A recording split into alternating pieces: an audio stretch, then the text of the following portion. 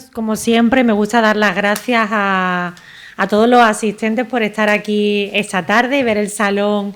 Yo creo que uno de los días más llenos desde que hemos recuperado el aforo completo, con lo cual, Ignacio, de verdad que eso es todo un logro y un mérito. La ocasión, desde luego, lo merece. Gracias también al Museo del Patrimonio Municipal de Málaga por cedernos esta sala tan confortable y por ser siempre tan generosos en todas las propuestas que les hacemos desde la Fundación Rafael Pérez Estrada. Y, por supuesto, muchísimas gracias a los dos invitados de esta tarde, a los dos ilustres que nos acompañan hoy, a José Manuel Cabra de Luna y a Ignacio Gómez de Liaño, por regalarnos su tiempo y este ratito de esta tarde que seguro que va a ser memorable. Hoy celebramos un nuevo encuentro del ciclo Día D, con motivo del Día de la Filosofía.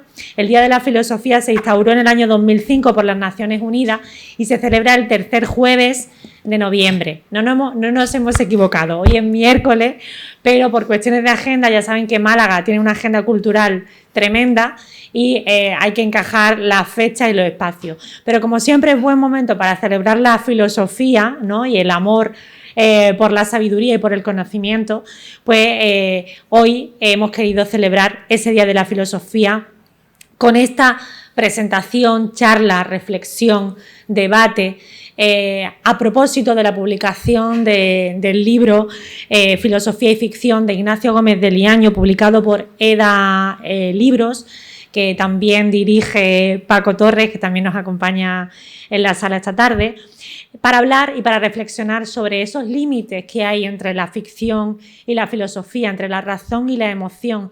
Y también creo que es necesario, y seguramente que lo tratan los dos humanistas que tenemos en esta mesa esta tarde, la importancia de la filosofía en el momento presente, después de la pandemia que hemos vivido, con toda esta reformulación de la existencia que debemos hacernos necesariamente para seguir avanzando como sociedad y como humanidad. Así que bueno, creo que es un cartel y un programa maravilloso con dos nombres de excepción para celebrar este Día de la Filosofía que tanto nos gusta y para pensar esta tarde entre todos cuál debe ser el papel ya no solo de la filosofía, sino de las humanidades en la sociedad actual. Muchísimas gracias a los dos, bienvenidos y bueno, pues tenéis la palabra para deleitarnos, que estamos deseando escucharos. Muchas gracias.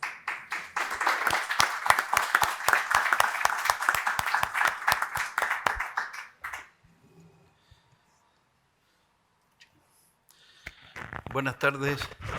No sé si se oye bien al fondo.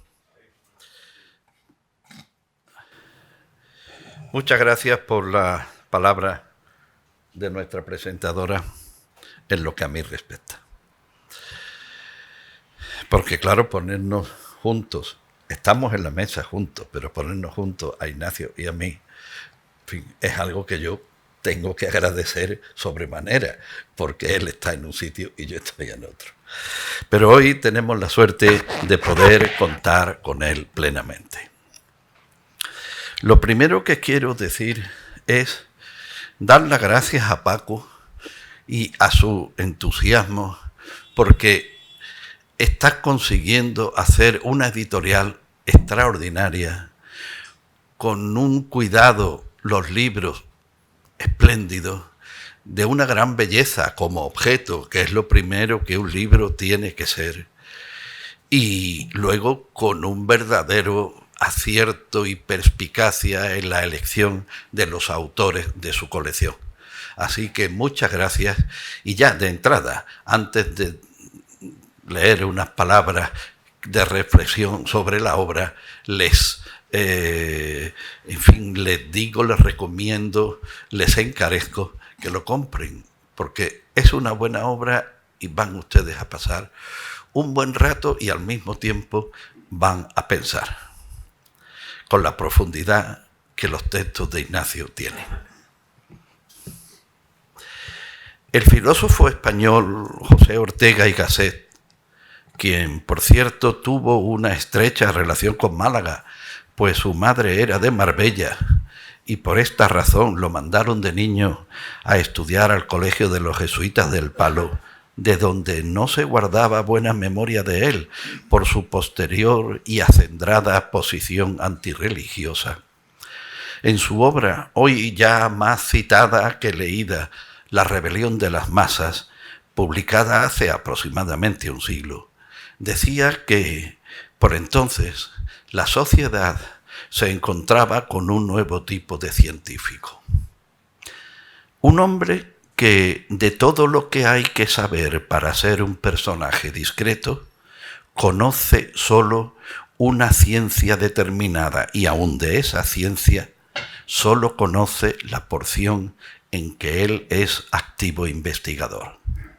Llega a proclamar, decía Ortega, como una virtud el no enterarse de cuanto quede fuera del angosto paisaje que especialmente cultiva y llama diletantismo a la curiosidad por el conjunto del saber. Con ello, estaba definiendo lo que con los años hemos dado en llamar el especialista, del que más adelante y en el mismo texto dice, con ese lenguaje preciso y claro que le era propio al filósofo: el especialista sabe muy bien su mínimo rincón de universo, pero ignora de raíz todo el resto. Ortega fue premonitorio en muchas cosas, y en esta lo fue en grado sumo. ¿Cuántos estudiosos, cuántos investigadores, cuántos creadores de hoy saben todo de algo y nada de todo lo demás? Es ese uno de los mayores errores que en nuestro tiempo padecemos en el campo del conocimiento, pues sin una imagen del mundo, sin una idea global de él, nunca podremos aspirar a conocer una parte del mismo, por pequeña que sea. El conocimiento es uno, y cualquier extremo requiere estar incardinado en el conjunto. No se trata de saber todo, sino de que precisamente por no ser posible conocerlo todo, nada podremos aspirar a conocer sin tener una visión general. En este punto, pueden ustedes preguntarse que a qué vienen esta cita y estas reflexiones en el acto de presentación de un libro. Pues viene a que antes de referirnos a la obra, creo muy oportuno referirnos a la persona, al autor. Porque Ignacio Gómez de Liaño es lo contrario, exactamente lo contrario que el científico especialista al que se refería Ortega y Gasset. Y lo es por el firme deseo de haberse construido así, de haber forjado su obra, su persona y su vivir desde una mirada y una posición omnicomprensiva. Sus saberes, sus conocimientos, sus viajes y estancias en muy diferentes países y culturas le han llevado a tener una visión unitaria y al tiempo una visión muy diversa del propio saber. En él se funden Oriente y Occidente desde su radical diferencia, y en sus escritos la razón ya no es la limitada y empobrecida que, hoy ya lo sabemos, la diosa revolucionaria nos trajo de aquella Francia convulsa que acabó sumida en el terror, sino que el concepto de razón de nuestro autor se amplía y dilata buscando nuevos caminos de la mano de la memoria y la imaginación. Solo un escritor así puede ofrecernos una obra como la que hoy presentamos, la obra de un coloso que, como el de Rodas, apoya una pata en el no tiempo de la filosofía y la otra en la tierra fértil de las horas que pasean de la mano de los relojes blandos que han transformado los días en gotas del tiempo de la vida. Pero hay una cuestión que no debemos olvidar al afrontar la lectura de este libro. Aquí se aborda el pensar desde una filosofía que no rehúsa hablarnos desde la monumentalidad y enigmática sacralidad de los antiguos mitos. Tiempo hacía que no había visto hablar tan bellamente de esa forma de conocimiento hoy tan denostada como es el mito, que es mucho más que un cuento, mucho más que el fruto de un pensamiento mágico, salvo que tengamos por como el pensar de un mago, a la manera en que Keynes definió a Newton al decirnos: ¿por qué le llamo mago? Porque contemplaba el universo y todo cuanto en él se contiene como un enigma, como un secreto que podía leerse aplicando el pensamiento puro a cierta evidencia, a ciertos medios místicos que Dios había diseminado por el mundo para permitir una especie de búsqueda del tesoro filosófico a la hermandad esotérica. Consideraba el universo como un criptograma trazado por el Todopoderoso.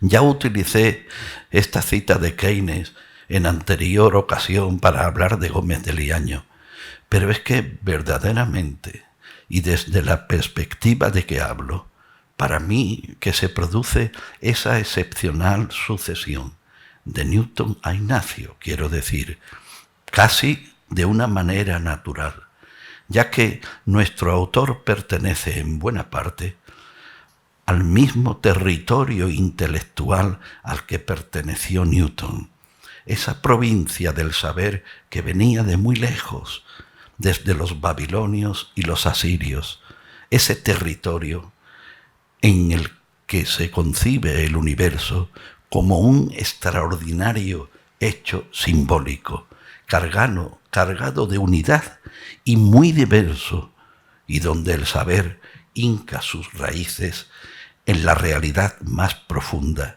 sin excepciones, sin temor a hablar hoy, fíjense qué temeridad, de lo sagrado, del misterio que acaba apareciendo siempre en esa extraña forma de estar que llamamos vida y que las palabras transforman en el ser.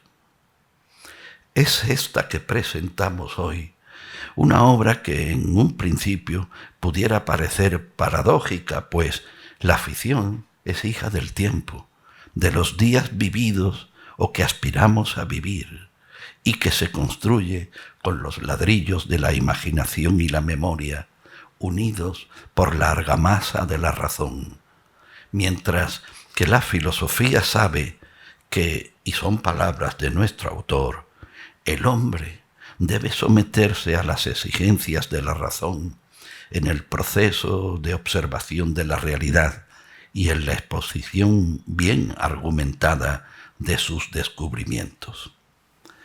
Pero no podemos olvidar que esa consideración de la razón le lleva a ser instrumento para el conocimiento, pero no vía única del conocer. Esa razón ha de acabar convirtiéndose en el territorio común, en el espacio en que todos los hombres pueden entenderse, donde hay un sustrato de homogeneidad, y debe haberlo, porque, como afirma Gómez de Liaño, el principal objetivo del filósofo es descubrir reglas de conducta que nos enseñen a vivir dignamente. Y de ahí que toda su obra se constituya como una extraordinaria aventura intelectual que se ha ido enriqueciendo con cada viaje, con cada obra leída, con cada estancia en lugares remotos y singulares, y esta es una gran conquista personal, no le han llevado a aislarse de su mundo más propio, del aquí y del ahora. Por ello, No es una contradicción, ni mucho menos resulta paradójico que el escribir sobre los mandalas en ese precioso libro que es El Círculo de la Sabiduría no le haya impedido, inmerso en la más rabiosa actualidad, dar a la imprenta una obra valiente, incorrecta social y políticamente, titulada Democracia, Islam, Nacionalismo, que, por cierto, les recomiendo vivamente. Pocos autores en nuestros días tienen la independencia de criterio y la capacidad de ejercer su libertad intelectual y política que tiene Gómez de Liaño. Y cuando hablo de política, no me refiero, obviamente, a ningún grupo o partido concreto, sino que estoy ponderando la intensidad real de su compromiso con la sociedad en que vive y con el tiempo que le ha tocado vivir.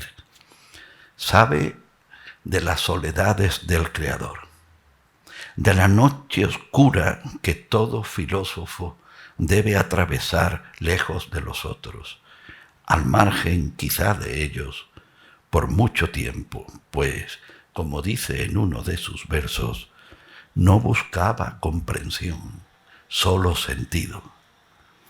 Se sabe en cierto modo cercano a Zaratustra y evoca el lugar donde la montaña se hace una con el cielo y nos dice, y en las cumbres, llenas de nube y de silencio, labraron con los ojos lejanías.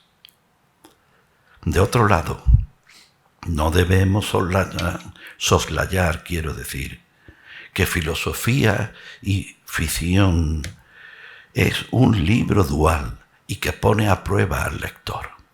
Ciertamente hay una raíz común en toda escritura, pues, reduciendo la cuestión al máximo, la escritura es la plasmación visual del silencio vivo, del silencio que nos habla a los ojos. Algo así diría Quevedo en su precioso soneto a los libros, el lugar en el que las palabras, olvidándose del sonido, siguen portando su significado. Es la diferencia entre el lenguaje verbal y el lenguaje escrito. Y he dicho antes que este libro pone a prueba al lector, porque cuando lo que leemos es uno de sus cuentos o relatos, encendemos el motor de nuestra imaginación, ponemos en marcha la capacidad de pensar en imágenes vivas que a través de las palabras nos conducen a veces hasta realidades que conocemos, como por ejemplo cuando en la ficción primera el relator nos habla de un cementerio de los ingleses y de aquel bellísimo epitafio que hay en la tumba de una niña muerta al poco de nacer, a Violette, ce que les violettes durent. A Violeta lo que las violetas duran. Y la acción continúa por el paseo de Miramar, del que nuestro autor dirá que, más que un barrio, diríase una colección de tarjetas postales con los bordes mordidos por el tiempo, que se hubieran colocado negligentemente sobre la hierba, al pie del monte que sirve de telón de fondo a esta parte de la ciudad.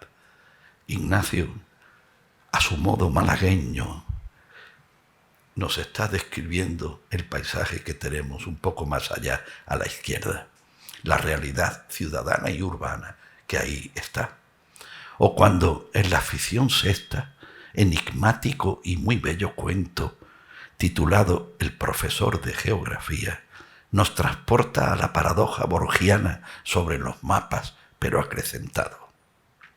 Dice así nuestro autor: paradojas como las del mapa autoinclusivo, es decir, un mapa tan exacto que incluye la representación del propio mapa y así sucesivamente ad infinitum, o la del mapa realizado a escala natural. Sigue el texto. Borges tiene esa misma imagen del mapa a tamaño natural en su brevísimo relato titulado Del rigor de la ciencia, donde lo hace aparecer atribuido a Suárez Miranda en un tratado cuyo título era el de Viajes de varones prudentes, libro cuarto, capítulo 14, Lérida, 1658. Naturalmente, como en casi todas las citas de Borges, ni Suárez Miranda existió nunca, ni jamás se publicó en Lérida la obra que se dice. Pero la imagen de ese mapa a tamaño natural quedará ya en los anales de la imaginación literaria creadora y, como he dicho, Gómez de Liaño la lleva un paso más allá, porque en ese mapa a escala natural que su imaginación crea, hace aparecer al propio mapa, que así se refleja a sí mismo, como cuando en dos espejos enfrentados nos miramos ante uno de ellos y nuestra imagen y la del espejo se reflejan ad infinitum. Por ello dije antes que la ficción es la caja en la que se contiene la imaginación desarrollada en el tiempo. ¿Y la filosofía?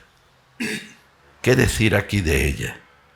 Sea lo primero el traer de nuevo a colación algo de lo ya dicho, y es que esta es una filosofía para la vida, para el vivir, todo lo contrario a un tratado de autoayuda, sino que nos encontramos ante una obra para la reflexión, para no tener miedo a tenerlo cuando nos toque tenerlo, y para ensayar en el sentido de intentar, sin temor al fracaso, otra forma de ejercer la razón, más amplia, más apegada a la cotidianeidad, una razón con unas alas más grandes, pues no podemos olvidar lo que nuestro autor nos dice en el capítulo 5 dedicado a la filosofía.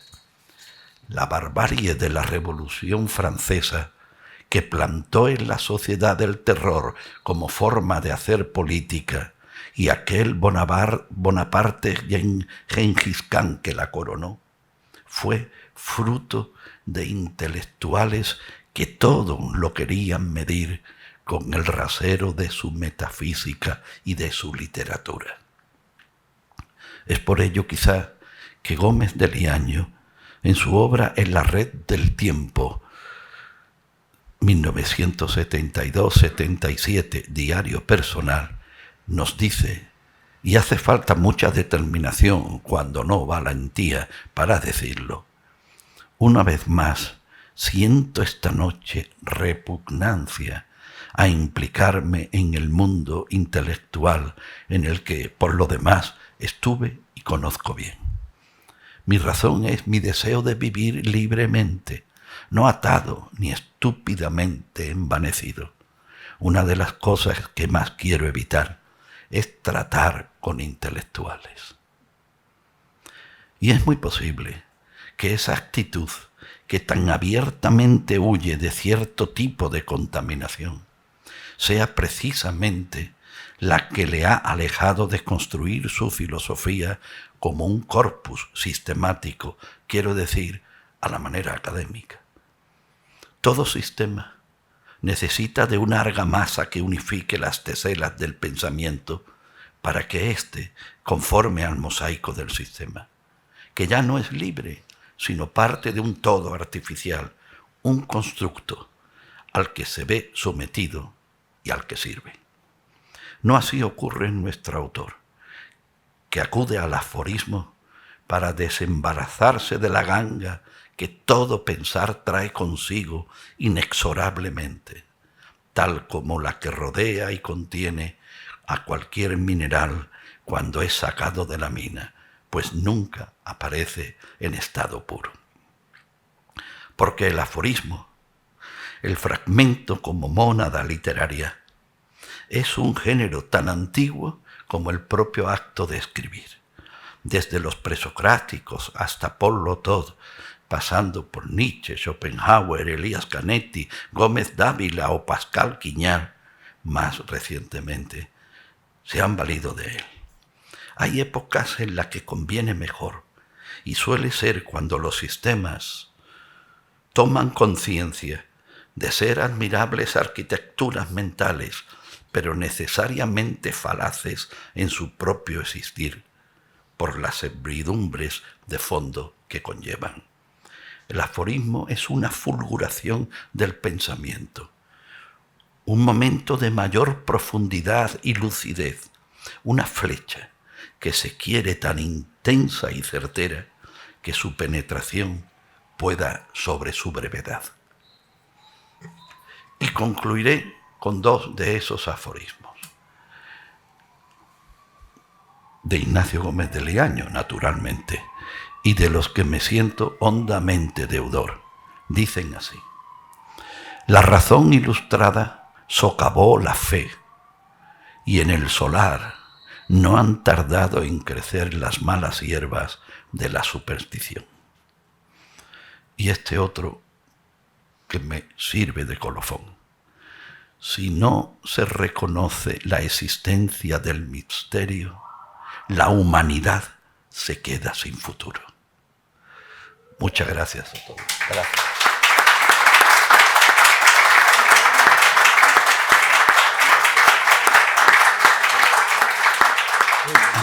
Muchas gracias. Antes de dar, quiero decir una cosa. Con permiso de don Ignacio. Tengo mala cabeza. Y al principio tenía que haber dado una noticia que no quiero de ninguna manera que se me pase. Hoy nos acompaña, tenemos el honor de que nos acompañe don Sergio Ramírez, Premio Cervantes 2017. Le agradecemos muchísimo su presencia, su obra y su actuar. Muchas gracias.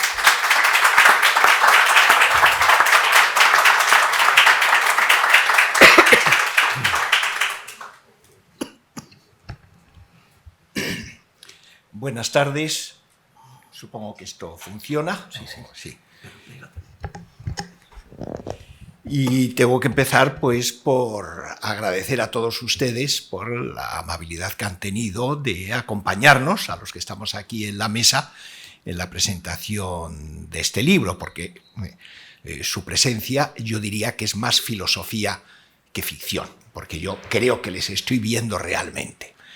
Muchas gracias, José Manuel, por tus páginas, por tus palabras tan lúcidas y tan iluminadoras y tan, por otro lado, tan generosas. O sea que muchas gracias, y muchas gracias, por supuesto, a la señora Cabillo, a esta institución que nos ha acogido aquí, y no puedo olvidar al editor, que, como ya ha dicho José Manuel Cabra de Luna, pues tiene una trayectoria editorial realmente muy notable en la selección de los libros, en la forma de publicarlos, incluso de promocionarlos, como se ve hoy, que lo está haciendo.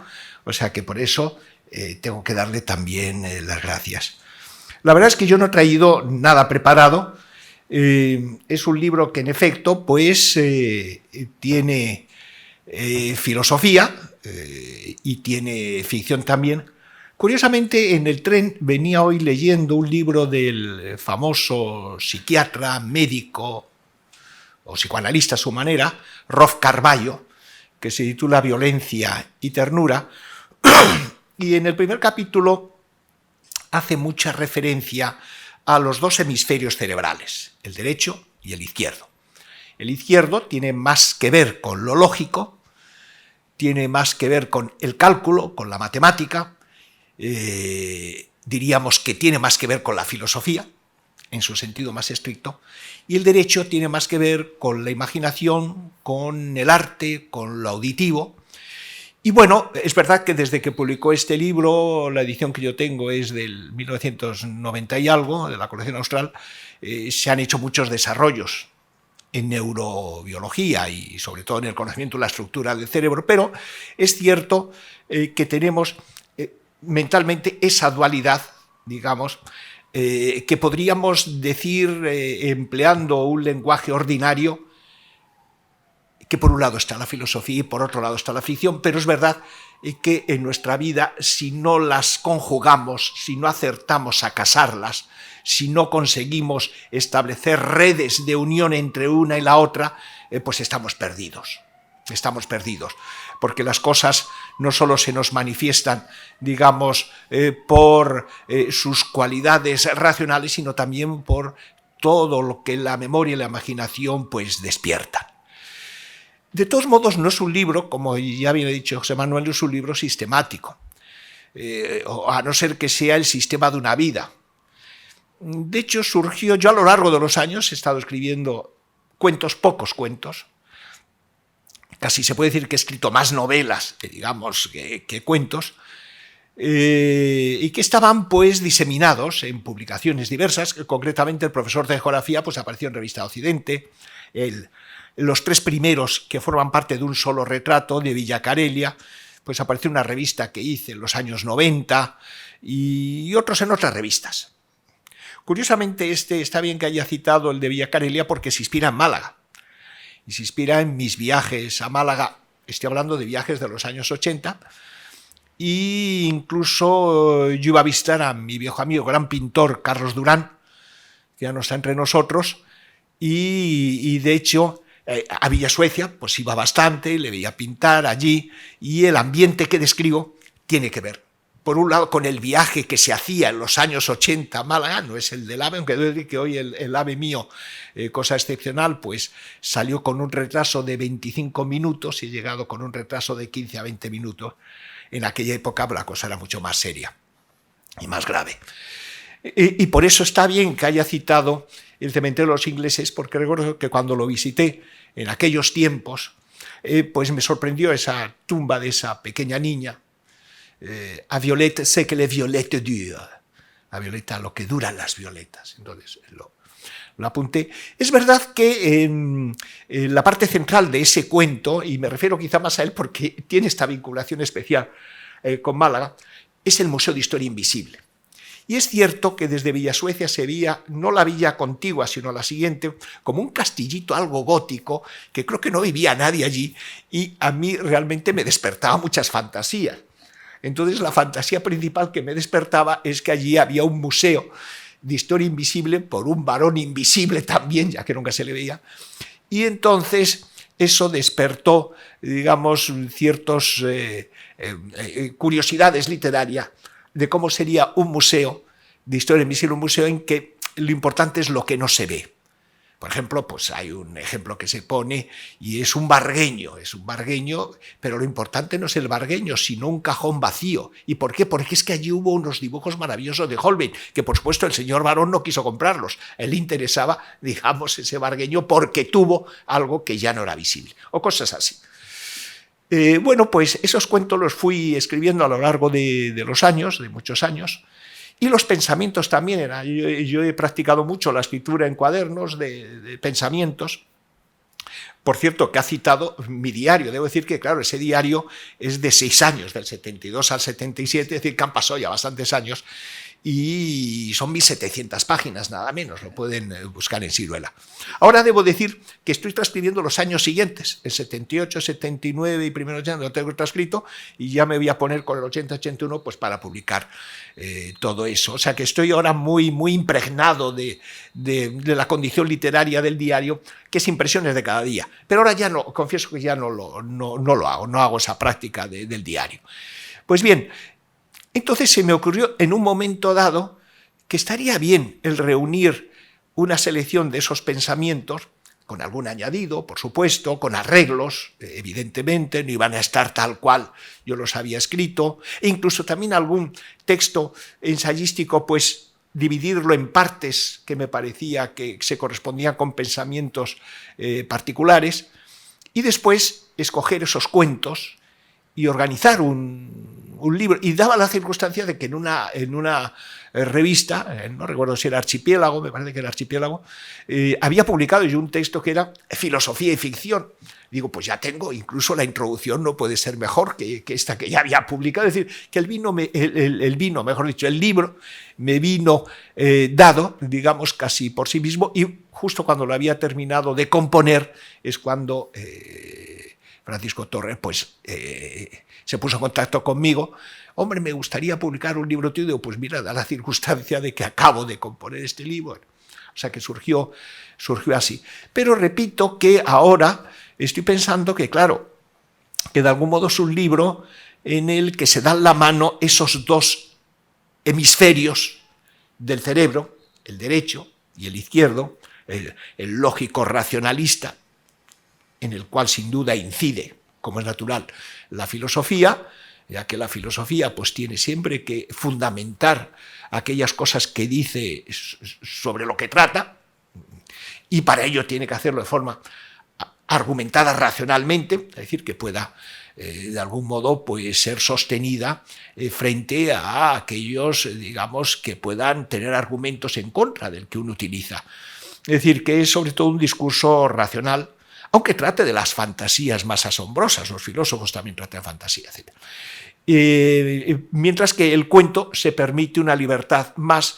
Por otro lado, en el caso del cuento va más el relato de la vida, en su sentido más amplio, mientras que en el de la filosofía no es un relato, pretende, digamos, dar claves sobre aquellas cosas de que se trata, sobre la vida, la muerte, la sociedad, el individuo, o los conceptos como libertad o igualdad o lo que sea, pues todo eso trata de sostenerlo, mientras que, claro, en el caso de un narrador, salvo quizá que se reúnan dos filósofos y tienen un debate filosófico, pues ese tipo de argumentación racionalista pues está un poco fuera o muy fuera de lugar. Pero es verdad que quizá por mi condición de filósofo, pues, y no solo de filósofo, sino también de poeta, historiador, etcétera, pero en cuanto a mi condición, bastantes de estos cuentos tienen muchos elementos de tipo filosófico, los cuentos, tanto el del Museo de Historia Invisible, como el mismo profesor de geografía, como los detalles y la fatalidad, o el último minuto, los primeros que se me han venido a la memoria. Y también debo decir que incluso algunos de los pensamientos que he escogido son casi microrrelatos, algún microrrelato, es decir, que también hay como una especie de impregnación entre lo uno y lo otro. También es verdad que a lo largo de mi trayectoria literaria, yo empecé como poeta, incluso me alegró cuando hace unos meses un pequeño editor, Almeida, publicó mis poemas de un adolescente, los poemas que escribí desde que tenía 14, 15 años hasta los 18, que tenían cuadernitos muy bien, los sigo teniendo, tienen cuadernos muy cuidados, y porque empecé como poeta, se puede decir que empecé como poeta. Es verdad que después hice estudio de filosofía y me interesé mucho por la filosofía, pero pasando también, digamos, por la poesía experimental, la poesía visual, la poesía semiótica, la poesía de acción. Y me alegró que el Museo Reina Sofía hace año y medio hiciese una gran exposición de esa faceta mía, que se tituló, pues sin hace un año, Abandonar la escritura, que es el nombre que puse a un manifiesto que publiqué en Londres en febrero del 69 y que escribí en Inglaterra en noviembre del 68. Y es verdad que era abandonar la escritura burocratizada para llevarla a la vida, para hacer algo poético con la escritura. Pues bien, quiero decir que por un lado ha habido esa faceta de poeta experimental, de filósofo, de historiador del pensamiento, en el caso del Círculo de la Sabiduría, o bien de historiador de nuestra historia, como es mi libro de Carlos III, El Reino de las Luces, entre el Viejo y el Nuevo Mundo. Me ha interesado siempre mucho la arqueología, y en particular la arqueología clásica, y en los viajes que he hecho por el Oriente, sobre todo por la región de Xinjiang y el Tíbet de China, por China, he procurado ir a ver yacimientos arqueológicos muy antiguos, magníficos, por cierto, y también que me permitieron descubrir los nexos entre el mundo grecorromano, ya a partir de Alejandro Magno, y el mundo budista, el mundo oriental, digamos, todo el arte de Gandhara, Taxila, quien estudió mucho la segunda parte del Círculo de la Sabiduría, pues porque es de procedencia, y la iconografía budista. La iconografía budista es de iconografía inspirada en el mundo greco-romano, concretamente en el Pedro Augusto. Bueno, entonces también he tenido, y en el de Carlos III me interesaba mucho, pues todo cómo patrocinó, y se puede decir que dirigió las excavaciones de Herculano y Pompeya. Más aún, no solo las dirigió, sino que fue un estudio científico. O sea, se tomaba nota día a día. Jamás se permitió que se vendiese nada, ni él, cosa que yo le reprocho, es de los pequeños reproches que ha dado Carlos III, que no se trajese nada a España cuando le financió España el establecerle allí como rey y el mantenerle como rey en las dos Sicilias. Por eso siempre he sentido mucho que no hubiese traído ni siquiera un anillo. Él tenía el famoso anillo con un camafeo que dicen que él encontró, pues lo dejó allí.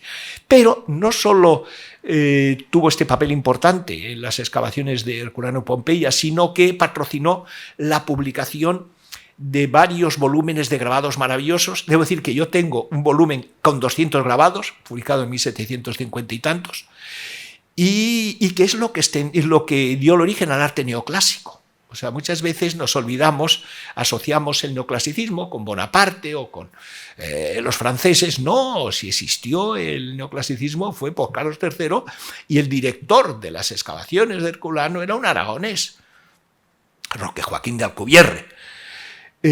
Bueno, y ya de paso debo decir que si existe el barroco también es por los descubrimientos que hizo España del Nuevo Mundo. O sea, de pronto puso a Europa en contacto con otra naturaleza, con otra vegetación, con otras formas de arte, las que había pues, en la India y China, y eso es lo que daría lugar en el 17 al barroco. O sea que justamente estos dos grandes movimientos artísticos son el barroco y el neoclasicismo, pues tienen en buena medida su origen en, digamos, la labor investigadora, descubridora de España. Ya al siglo XX no me remito, porque aquí estamos en Málaga, digamos, el lugar natal de Pablo Ruiz Picasso, y yo tuve amistad, por otro lado, con Salvador Dalí, digamos, que han sido dos de los grandísimos y más significativos artistas mundiales del siglo XX. Bueno, entonces también Carlos III, en el Nuevo Mundo, patrocinó el que se acabase todas las exploraciones hasta Alaska.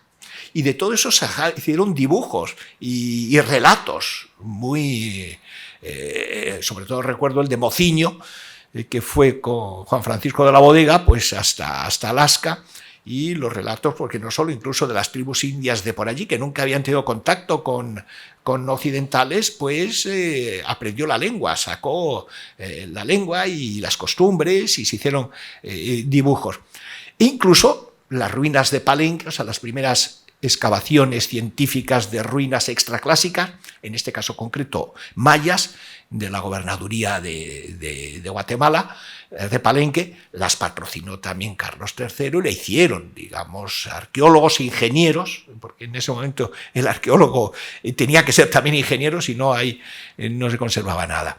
Es decir, que también me ha interesado este aspecto del relato histórico, y no solo del relato histórico filosófico, sino también estos que tienen que ver, eso sí, con las grandes aportaciones de la cultura. Y debo decir que en mi labor novelística pues también tiene bastante de filosofía y de historia, sin duda.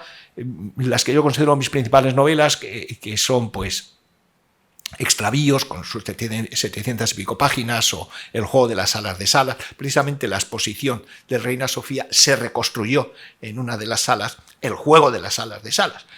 Y Arcadia, que fue la primera, todas ellas tienen que ver con viajes. La de Arcadia fue el primer viaje que hice a Grecia, en el 75, que se ve también en mi diario, en la Red del Tiempo, y los otros tienen sobre todo que ver con viajes míos por China, Japón y Siberia, y Buriatia, digamos, la región, la Mongolia rusa. Son viajes que me impactaron mucho, y entonces de algún modo me inspiraron esas novelas. Es decir, que esas novelas también tienen mucho de descubrimiento, de conocimiento de otros mundos, y bueno, o sea que por eso en este libro, concretamente Filosofía y Ficción, pues se dan cita estas diferentes facetas de mi trayectoria literaria, la narrativa, pero una narrativa muy particular, digamos, sui generis, como se puede ver en el Museo de Historia Invisible, o en el Profesor de Geografía, o en Los detalles y la fatalidad, o Paradoxa, que como se llama otro, El retiro. Hay otros personajes también muy, muy singulares. Y luego también los pensamientos. Pensamientos no forman un corpus sistemático, nunca lo he pretendido, pero ahí están. Y bueno, yo no sé si me estoy alargando y deberíamos, mejor dicho, conversar un poco o preguntar algo, y también el público, yo qué sé, digamos, para que no sea todo dos monólogos así, sino que sea algo, tenga algo como de diálogo, por así decirlo. O sea, que no sé. Abrimos un turno de palabra libremente. Sí.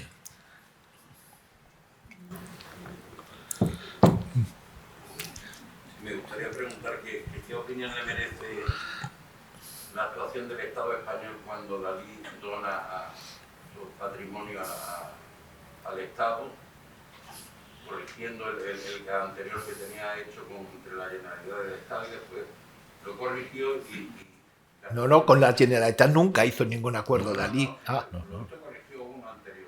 No, más aún, yo lo viví. Él siempre, que era un españolista acérrimo, además detestaba, como yo también, a ese señor llamado Pujol, ese gran ladrón. Entonces, este individuo sí quería que cambiase el testamento. Yo fui uno de los que firmaron su testamento a favor del Estado español, o sea que yo estoy como testigo de la firma. Y un día, cuando le fui a visitar, ya estando él muy enfermo, en Púbol, ya se había fallecido Gala, y entonces él se fue a donde ella pasaba sus temporadas de asueto. Entonces él se fue allí, un poco por estar simbólicamente con Gala.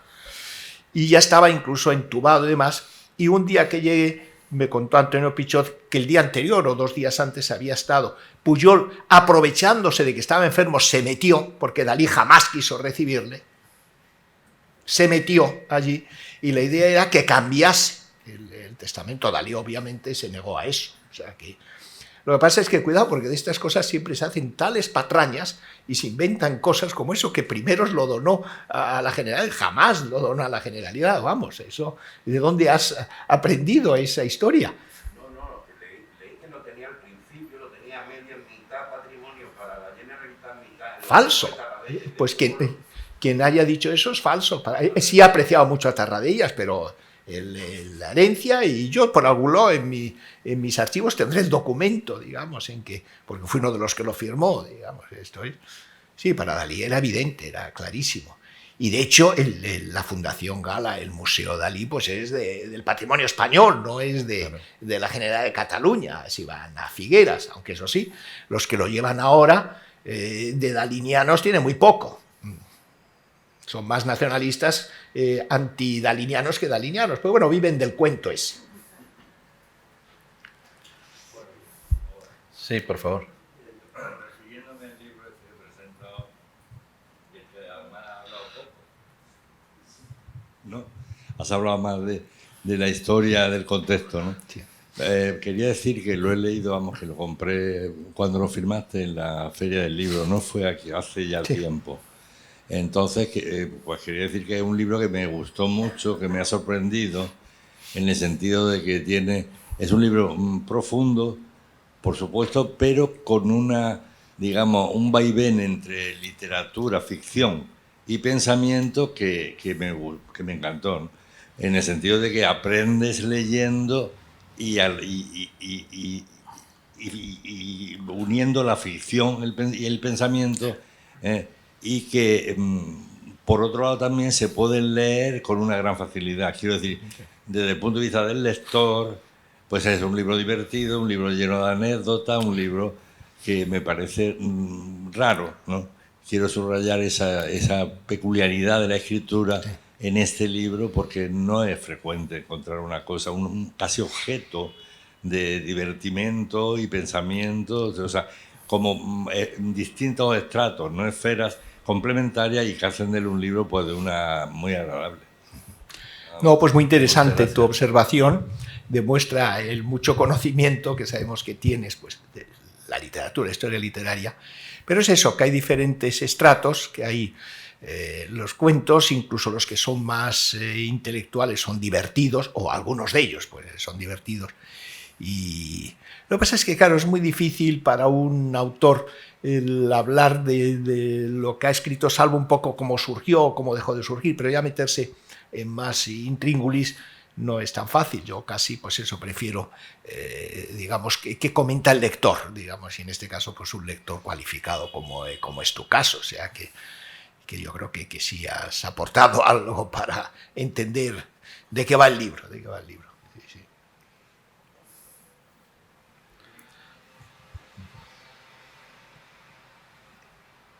Al final, así, Paco.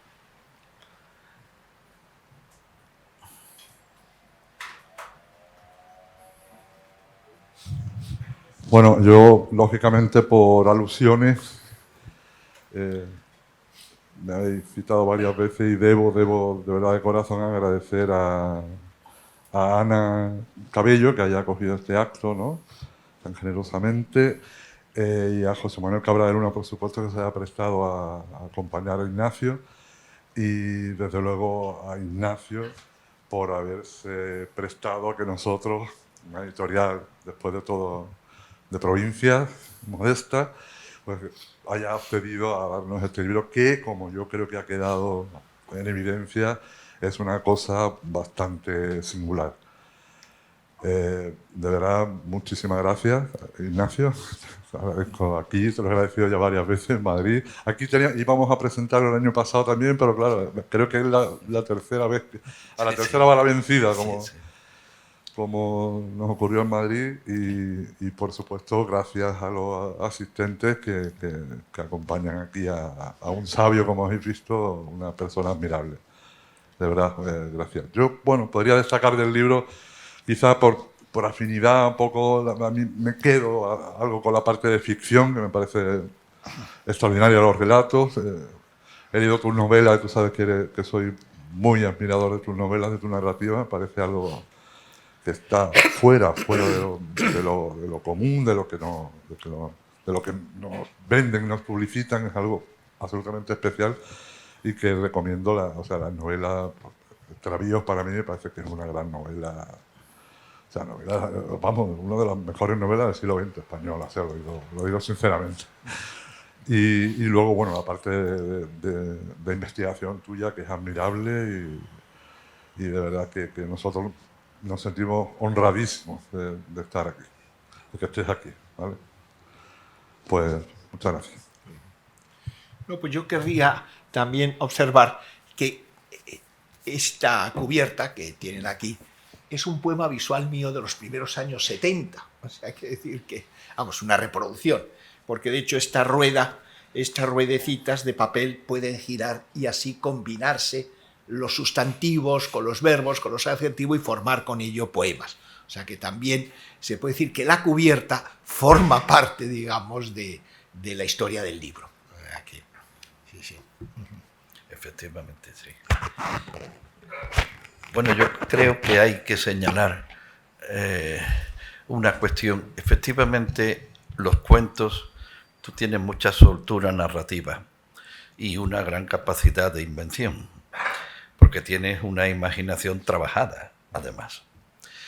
Pero a mí me importa mucho señalar que en los aforismos, vamos a llamarlo así genéricamente, en que se estructuran las intervenciones filosóficas, hay algunos que son auténticos ensayitos en sí mismos y que dan pie, conforme se van leyendo, hay como una cierta usura del tiempo, porque se acaban y uno quisiera que eso durase todavía más y que siguieran las palabras continuando esa reflexión o esa fulguración del pensar, que es todo aforismo.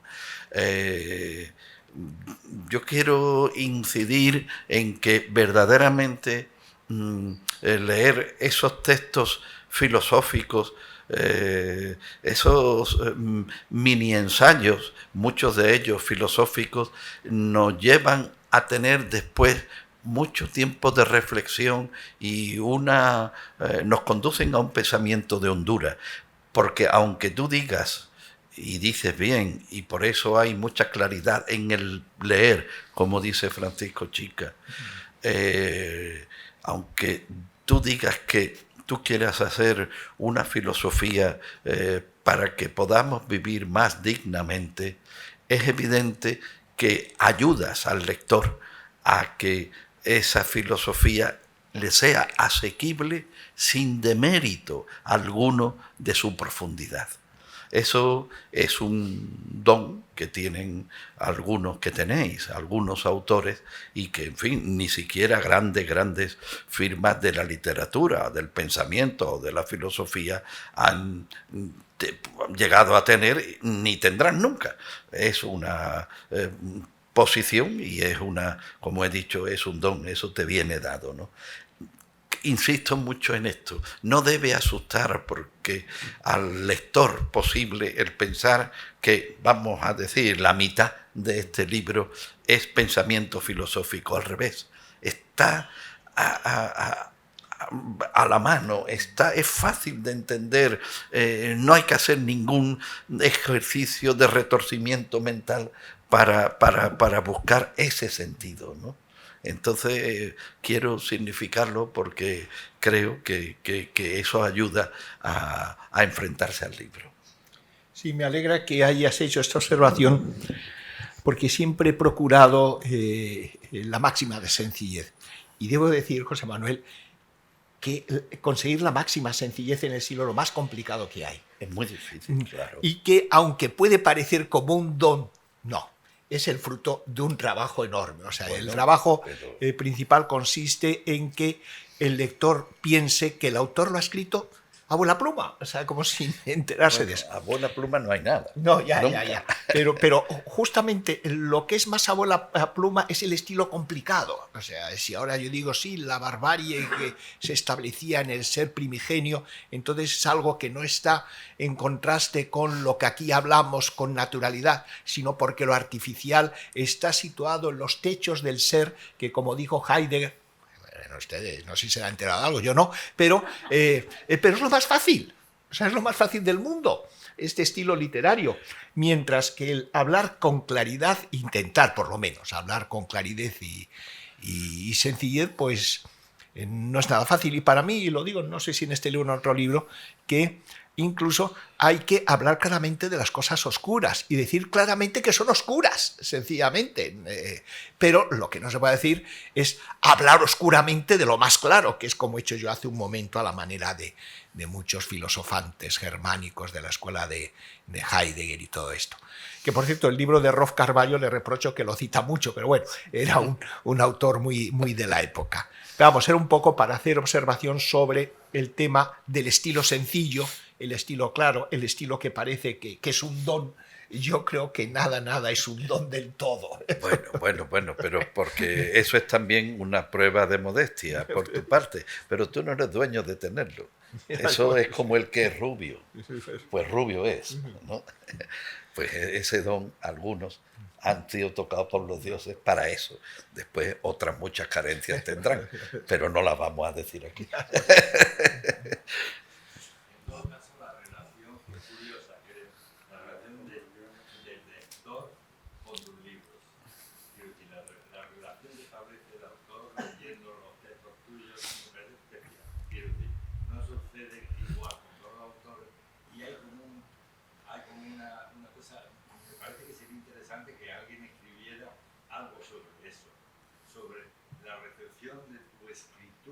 Y la relación que establece con el autor entre juego, aplazamiento, perdurabilidad, hacer pensar a posteriori.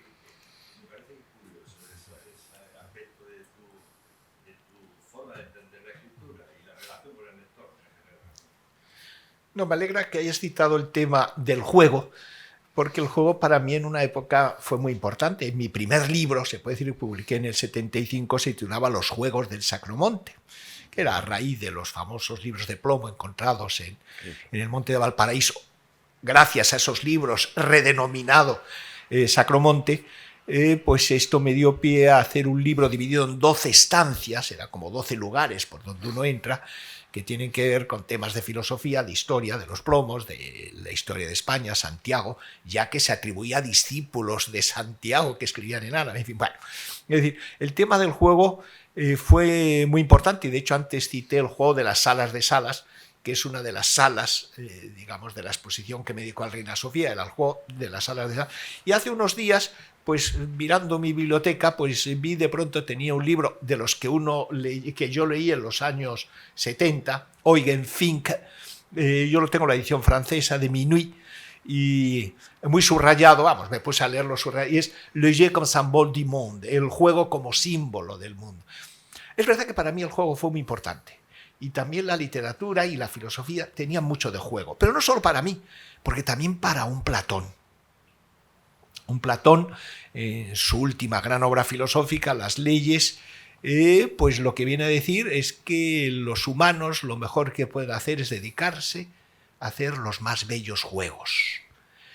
Y que uno es un juguete, pero hay que procurar que las cuerdas que mueven al títere, que somos cada uno, no sean las de metales viles de las pasiones, sino la del oro de la razón. Es lo que dice él. Es decir, incluso mitos famosos como el de la caverna es un juego.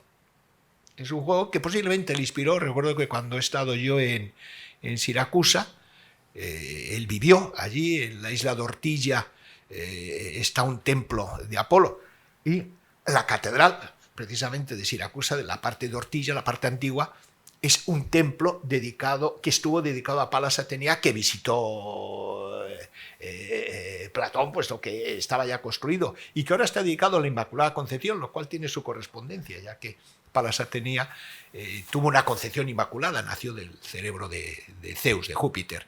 Pues bien, a las afueras de Ortilla, digamos más, están las famosas cuevas, unas cuevas que se supone que eran donde llevaba Dioniso, los tiranos, a los prisioneros, y que había una capacidad de oír lo que comentaban, porque tenían unas propiedades de resonancia especial. Pues bueno, pues este mito famosísimo de la caverna, que está al comienzo del libro séptimo de la República, si mi memoria no me falla, justamente se inspira, digamos, en esa experiencia suya de las cuevas estas de Siracusa,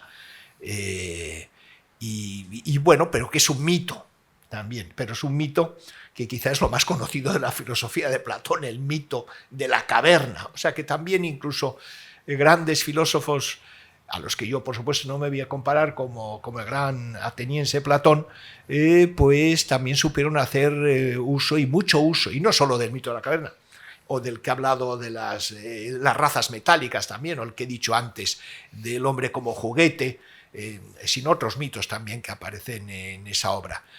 Es decir, y volvemos un poco a lo de los dos hemisferios cerebrales, digamos, porque para comprender la realidad no basta, digamos, con saber de números, saber calcular, saber razonar, sino también hay que saber imaginar y sentir, digamos, los afectos. Y eso, sin duda, sin expresión de la afectividad, los relatos, los cuentos, pues bueno, pues se van al garete, no valen nada. O sea, es decir, que es así.